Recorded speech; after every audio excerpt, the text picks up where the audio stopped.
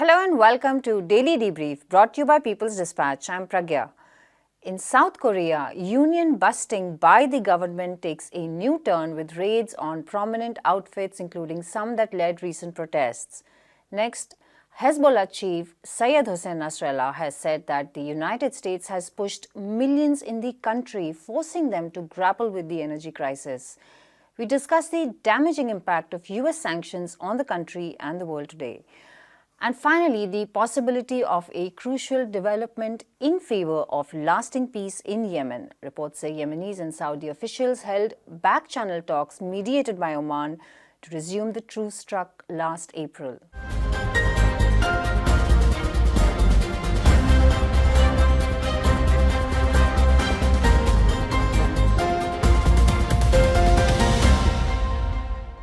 South Korea's National Intelligence Service has raided the Korean Federation of Trade Unions and its affiliates in Seoul.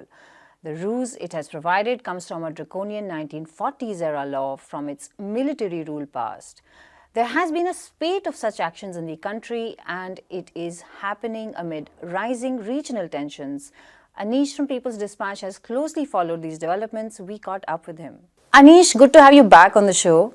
So, Anish, union busting, is that a charge that can fairly be leveled against the South Korean government right now? I mean, when you consider some of the facts and how things have shaped up so far, probably yes, because this is not the first kind of raid by the National Intelligence Service in South Korea in the name of, busting spy rings or whatever they call it, or espionage connections with among, and it usually is among either peace activists, people who are advocating for removal of US forces, or trade unions. So it's generally these groups that or individuals. They keep denying that they're targeting the organizations, and they're really looking at individual cases. But in either way, when you're attacking leaders, it just generally has an effect on the entire organization itself. Right. So the idea here is there is a very clear attempt by the Yoon administration to target any kind of progressive grassroots movements anywhere in South Korea right now, because obviously we have several developments that have happened over the past 6 months or so that Yoon has been the president. We have seen a corruption scandal with his family members being implicated. We have seen, some of the worst polling rates, approval ratings for a president in South Korea, a sitting president, obviously. We have seen protests not only against US military, which is kind of routine in many ways over the past decade now in South Korea, but we have also seen protests against, a push for militarization, for expanding military drills.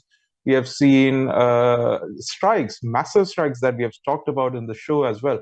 So coming at this, very crucial juncture where the government is sort of beleaguered by setbacks and protests and, kind of discontentment in general, you're seeing a sort of reaction, and that is basically leading to these targeting of groups. If you see some of even the latest raid, the 4 people that they have targeted is basically a senior leader, a national leader of the KCTU, and apart from that, 3 of their affiliates, including the Korean Health and Medical Workers Union and the Korean Metal Workers Union, leaders of those affiliates, and a peace advocate and a labor union organizer in Jeju Island. So these are very clearly, a very clear attack, not only on these people, on these individuals, but also the organization as a whole. It has happened across the country and in different locations and different unions even. So this is sort of a targeted attack on trade unionism. And considering that KCTU has been at the forefront of several of the labor struggles in the past year or so, especially during the pandemic, this is definitely a right-wing reaction to that. Right, Anish. Anish, could you go into Right, Anish. Anish, could you go into some detail as to the political implications or the political justifications which the South Korean government will try to give for these raids? Yes, so right now the NIS is, has concocted this story, well, concocted in many ways, because there has been no, substantiation or substantial evidence that they have presented so far to the public. But the NIS claim is that there has been, like, they are already doing this separate investigation, which is pretty much focused around the southern provinces of the country, especially Jeju Island, because Jeju Island has always been this sort of epicenter for peace activists and anti-war movements, anti-US based movements. So these groups have been targeted. We saw last week, several of them come together, including trade union groups, coming together and talking about multiple raids that have happened since December now. Several, at least in 4 different locations, there have been raids. These are smaller level grassroots leaders. We are talking about organizers that have been targeted. So it doesn't really attract the sort of national, or international coverage that you see with the raid that has happened on Wednesday. Uh, but in all of these cases, including the Wednesday raid, the justification has been that these individuals have violated the 1948 law, which is called the National Security Act, which was passed during the Korean War and which was passed under a military dictatorship. And this specifically has provisions that criminalizes not only people having any kind of connections with the North Korean forces or administration or the ruling party there, but also anybody who praises or tries to advocate for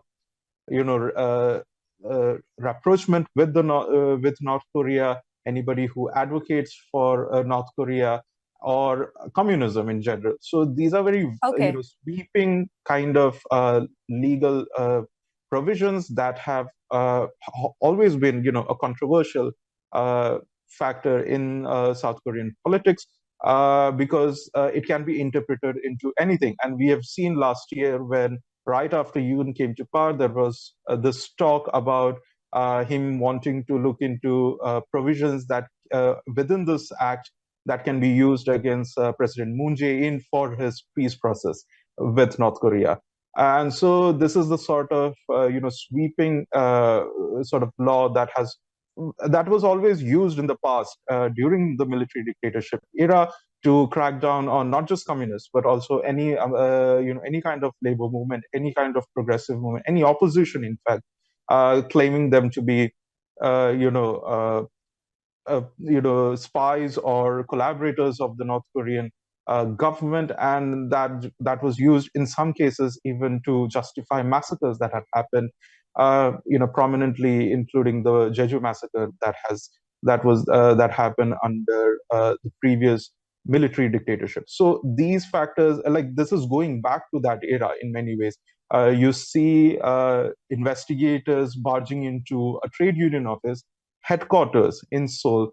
Uh, they refusing to comply by the established norms of conducting a raid with the presence of a lawyer of the suspect. At least they did not go for that. There was in fact a confrontation. It was a very dramatic scene actually that happened. Whatever happened on Wednesday at the KCTU headquarters, and like the charges of, or at least the fear that there could be going back to this sort of Cold War era,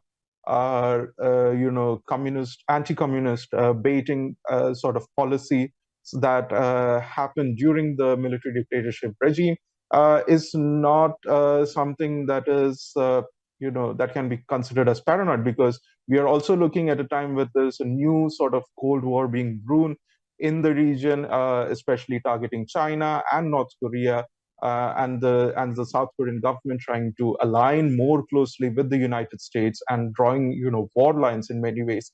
by expanding its military ties with with Japan and the United Right. States. So all of these factors definitely come into play in how things happen even domestically.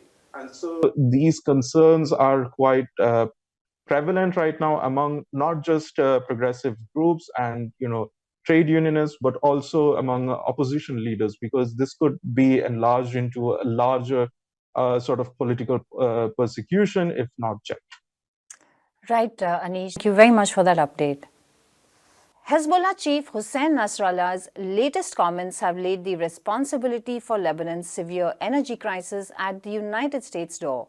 Lebanon had struck a deal for 6 months of fuel supply from Iran, but United States sanctions against Iran prevent other countries from accessing its fuel, even if the supplies are free of charge. The deal from Iran is still on the table, Nasrallah said, but Lebanon has lost other chances to provide its people with some much-needed relief from the energy crisis. We go over to Abdul from People's Dispatch to discuss this development. Abdul, what is the statement which is coming out of Lebanon which relates to the energy crisis?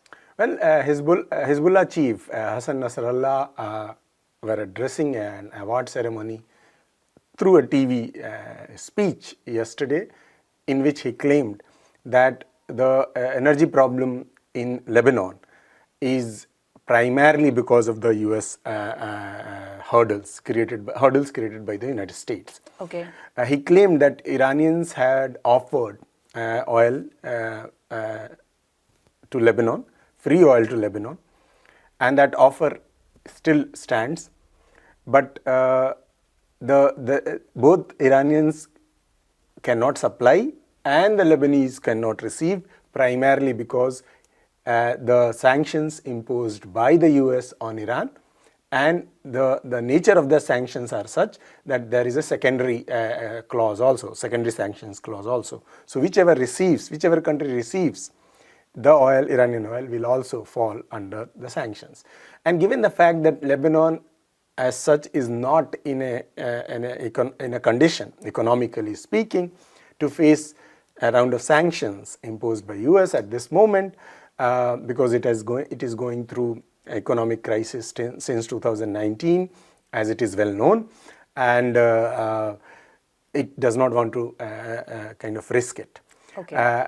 Despite the fact that because of the lack of the fuel in Lebanon, the power electricity generation has basically flattened, and there is only 2 hours of electricity available for a common citizen in Lebanon. That has further led to intensification of the economic crisis faced by Lebanon, because most of the other economic activities rely on the supply of energy, supply of power.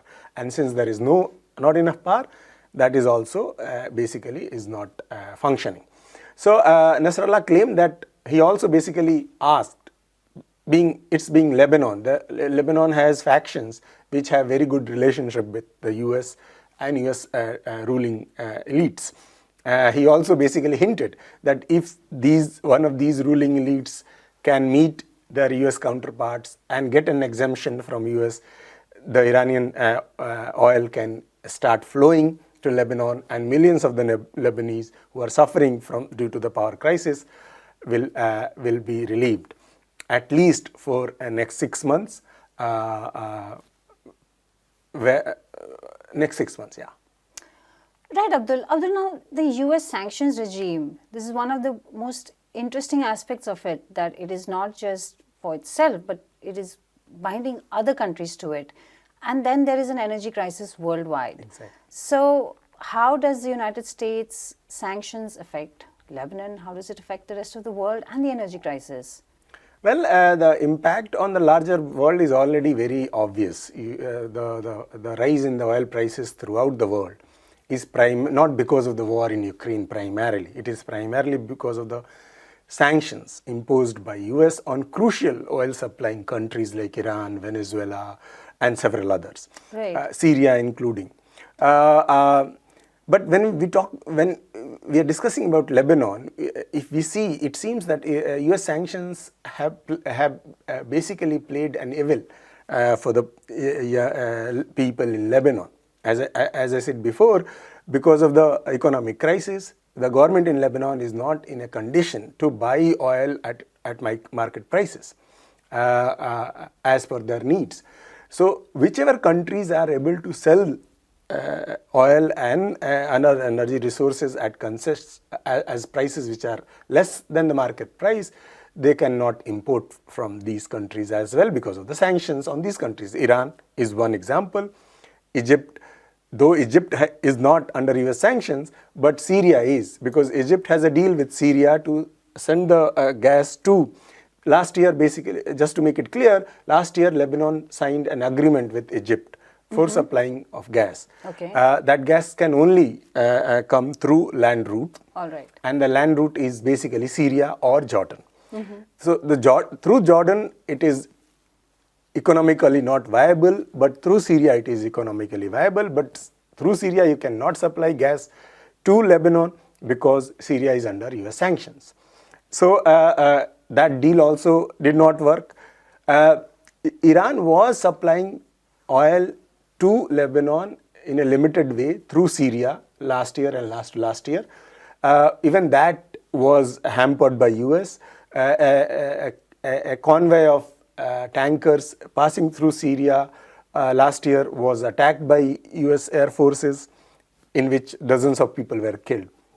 So if you see, Lebanon, it seems, is under some kind of siege where it cannot import oil from the countries willing to supply the oil. Absolutely. Because of the sanctions, and it cannot have the money, cannot have money at this moment to kind of buy oil from the countries which are not under sanctions. So that is a trap, which, and the primary responsibility behind that trap lies, of course, on US shoulders, because knowing very well that the condition of Lebanon is not in a condition to buy oil at market prices from the countries where there is oil.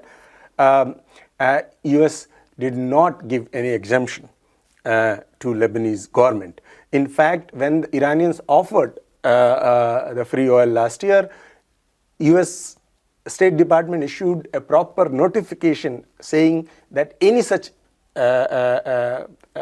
import of oil from Iran will invite secondary sanctions.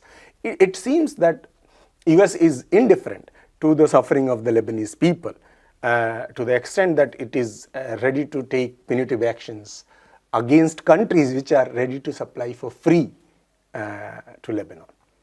Right, Abdul, and thanks a lot for joining us. The Associated Press has reported that all sides to the conflict in Yemen are looking for a solution. After 8 years of war, there's a chance that a peace deal mediated by the United Nations last April, which was renewed until October last year, has grown the appetite for peace. Yemen has one of the worst humanitarian crises in the world thanks to blockades and bombings by the Saudi-backed coalition. Abdul from People's Dispatch is back with us. Right, Abdul, thanks for joining us. Now, Abdul, an important development reported by the Associated Press. Can you take us through what it has said? Well, they have talked. They have claimed that there is a back channel talk going on between different factions in Yemen, particularly between the Ansar Allah, the Houthis, and the Yemeni government, which is backed by Saudi Arabia. So these are the two major parties of the Yemen war, and the talk has initiated and primarily mediated by Omanis. So the report also claims that it seems that both the parties have agreed to deal with the crucial issues, which was the basic reason for their disagreements last in October when the UN-led ceasefire failed. Which are basically related to the share of the oil revenue, which the large oil producing areas are under the control of Saudi-backed factions, and Houthis have claimed that since they have the majority of the Yemeni population and most of the government servants are under their rule, and this is Yemeni resources, they should have adequate share of whatever revenue is generated. And that was one of the reasons that the UN-led peace talks failed in October. Because the Saudi-backed factions were not ready to do that. Apart from that, AP also claims that there is a very positive response to the issues related to the blockade. Both the Houthi blockade of the Taiz, the third largest city in Yemen, and Saudi-backed government or Saudis' blockade of Hudaydah and other parts of Yemen. They have also mentioned that despite the fact that the Yemeni factions, the Saudi-backed factions are divided among themselves, and earlier talks, when Saudi Arabia had initiated kind of all Yemeni factions talks, Houthis had not participated in it. This time it seems that Houthis are less inclined to reject such arrangement, and this is primarily, the AP claims, this is primarily because of the favorable conditions created by the ceasefire, UN-led ceasefire. Despite its failure in October, there has not been much war, there has not been much fighting, and that has created a positive atmosphere. So overall, it seems that the war in Yemen has and the parties in the war in Yemen have reached a kind of a stage where they are ready to talk about a lasting peace, and they are also negotiating a kind of power sharing arrangement among themselves. Abdul, can you talk about why the peace treaty actually failed to extend beyond October last year? What were the reasons behind that? And now there is an acknowledgement that it was actually beneficial. So how strong are the chances that this time it would be a more lasting peace, a permanent peace? Well, that is an interesting aspect of the UN-led peace or the ceasefire, which was first achieved in April last year. It was extended thrice, and finally it basically did not work after October. And but that 6 months, which had seen a significant reduction in fighting, in civilian casualties, and a kind of receptibility from both sides to further negotiations. It finally broke because of the, as I said earlier, the crucial issues on, such as the revenue sharing between the Houthis and the Saudi-backed factions, and because of the blockade. Houthis were demanding that the blockade, Saudi-imposed blockade on Yemen, should be lifted, because that blockade is harming millions of Yemenis, depriving them from aid, depriving them from food and necessary medicine reaching to them.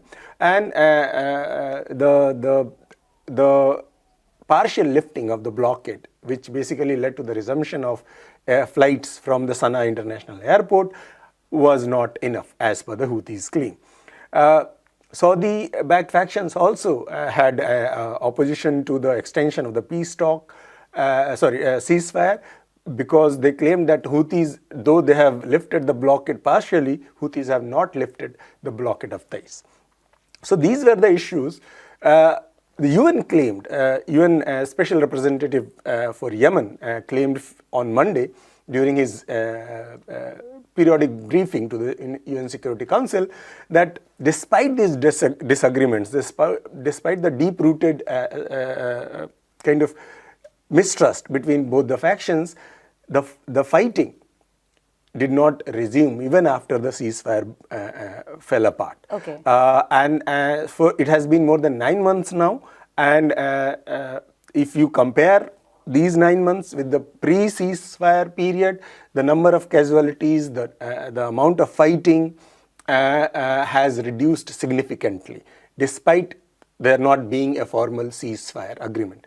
And that basically has built up a kind of confidence between both the main parties and their international backers like Saudi Arabia in case of the southern factions, that the peace can hold, and peace is more beneficial, it seems, than the war. Because 6 years, 7 years of war, neither of the parties were able to kind of make any significant advantages on the ground.